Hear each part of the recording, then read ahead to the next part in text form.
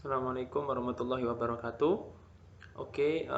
Di sini saya akan membahas tentang tugas pada tanggal 22 Maret yang lalu, ya, yaitu tentang proyeksi vektor. Di sini proyeksi vektor yang saya tugaskan di sini berhubungan dengan perbandingan garis. Pertama kita akan bahas dulu nomor 1 ya. Jadi coba dibaca dulu, dipahami maksud daripada soalnya, yaitu titik A dan B pada gambar berikut masing-masing memiliki koordinatnya ini. Nah, ini kamu pahami. Ya, berarti koordinatnya ini titik A ini adalah 1, 1, 7. Kemudian yang B ini adalah 7, negatif 5, dan 1. Nah, kemudian titik C membagi AB dengan perbandingan 5:1. Nah, berarti kalau C membagi AB dengan perbandingan 5:1, nah, maka yang sini anggaplah 5, yang sininya yang 1. Nah, dari sini ya, yang belum diketahui adalah O. Nah, perlu dipahami bahwa O ini merupakan titik origin ya, atau titik pusat. Titik pusat koordinat itu memiliki koordinat 0,0,0 ya. Kalau pada dimensi 2 berarti ya cuma 0,0 saja. Nah, kemudian ditanyakan di sini hitunglah panjang vektor proyeksi A terhadap C dan proyeksi C terhadap B. Panjang vektor proyeksi A terhadap C. Nah, kita perlu pahami dulu di sini ada A kecil, C kecil ini, dan juga B kecil. Nah, itu maksudnya apa? Itu merupakan vektor posisi. A kecil itu berarti vektor posisi dari titik A. Nah, ini kita kasih label A kecil. Nah, ini harusnya ada garisnya di atasnya ya. Kemudian C yang ini dan B berarti yang di bawah ini. Nah, apa vektor posisi itu? Vektor posisi merupakan vektor yang menyatakan kedudukan suatu titik terhadap titik origin ini. Nah, begitu ya. Jadi dari sini kita akan bisa mencari titik yang belum diketahui di sini, yaitu titik C. Ini kita belum tahu titik C-nya. Nah, langsung saja. Titik C kurang lebih itu kalau dicari ya kita menggunakan rumus yang nyilang. Nyilang itu gimana nyilang itu, Pak? Nyilang itu ya berarti perbandingan 1 ini kita kalikan dengan yang A. Kemudian nilai perbandingan yang 5 ini kita kalikan dengan B. Ini kayak nyilang gitu ya. Kenapa? Karena yang mau dicari ini yang tengah. Nah, ini adalah rumus perbandingan vektor. Ya, rumus perbandingan garis. Nah, kemudian di sini vektor C itu sama dengan 1 kita kalikan A, atau vektor A maksud saya, ditambahkan kemudian yang di sini adalah 5 kita kalikan dengan B. Maka yang di bawah ini per 1 ditambah 5. Nah, ini rumusnya ya. Kalau lupa bisa dibuka lagi catatannya atau record videonya yang ada di Teams. Nah, kemudian dari sini kita tinggal masukkan angka-angkanya. Vektor posisi A itu sama dengan titik koordinatnya ini ya. Jadi tinggal kita langsung buat dia sebagai komponen 1, 1, 7. Berikutnya ditambah dengan 5 kali B. B itu memiliki komponen ini 7 min 5 1. 7 min 5 1. Kemudian di bawah ini tinggal 1 tambah 5 ya. Nah, sehingga ini menjadi atasnya itu 1 7 ditambah dengan 35 negatif 25 dan 5. Nah, dibagi dengan 6 ya.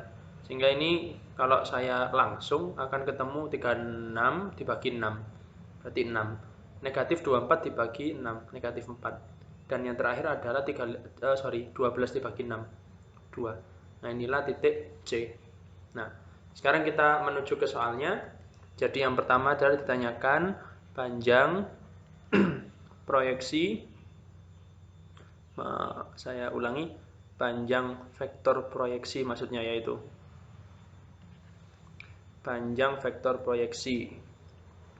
Panjang vektor proyeksi dari A terhadap C. Nah, terhadap C. Nah, ini yang kita cari pertama. Kemudian nanti yang kedua adalah proyeksi C terhadap B. Nah, Saya buat bagi 2 saja deh biar enak. Yang kedua ini adalah yang kedua adalah panjang vektor proyeksi A terhadap C. Yang kedua adalah vektor proyeksi C terhadap B. Nah, ini ada rumus yang ingin saya tunjukkan agar kalian paham perbedaan antara panjang proyeksi dengan vektor proyeksi. Yang pertama, saya memisahkan di sini ya X ya. Karena dia berbicara tentang panjang ya. Saya misalkan vektor proyeksinya X ini. Karena dia berbicara tentang panjang, maka kita tambahkan mutlak ini. Ini untuk menandakan panjang. Kalau yang di sini tidak mengatakan tentang panjang, berarti ya sudah, nggak perlu kasih mutlak. Saya misalkan vektor proyeksinya itu Y. Nah, di sini kalau mau mencari panjang proyeksi ya, berarti rumusnya ya hanya tinggal vektor proyeksi A terhadap C, berarti tinggal A kali C, vektor A kali vektor C, kemudian dibagi dengan panjang vektor C. Nah, panjang vektor C ini yang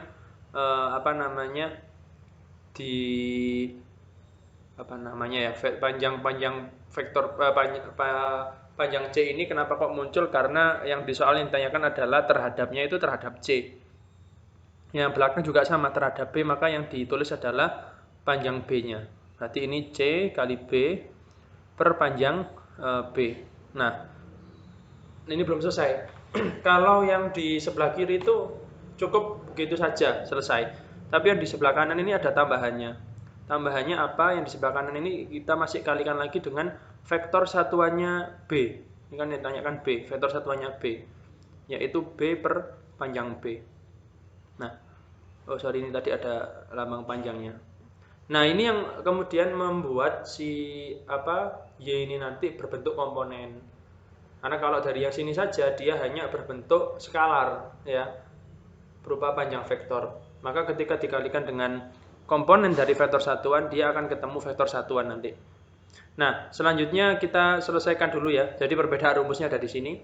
Kita selesaikan dulu ini panjang vektor X ya, panjang vektor X yaitu dengan A dikali C. Kita kembali sebentar, A itu isinya apa tadi? A itu 117. Nah, ini kita masukkan ya. 117. Kemudian C-nya tadi kalau tidak salah 6 min 4 sama 2. Nah, ini kita belum nyari tahu panjangnya C ya. 6 min 4 2. Ini kalau dicari tahu panjangnya kan berarti akar ya. Nah, saya tulis di sini aja. Panjang vektor C. C itu memiliki komponen 6 min 4 2. Berarti panjangnya C itu sama dengan akar 36 16 4 ya. Nah, ini ketemunya adalah akar 56. Oke, akar 56.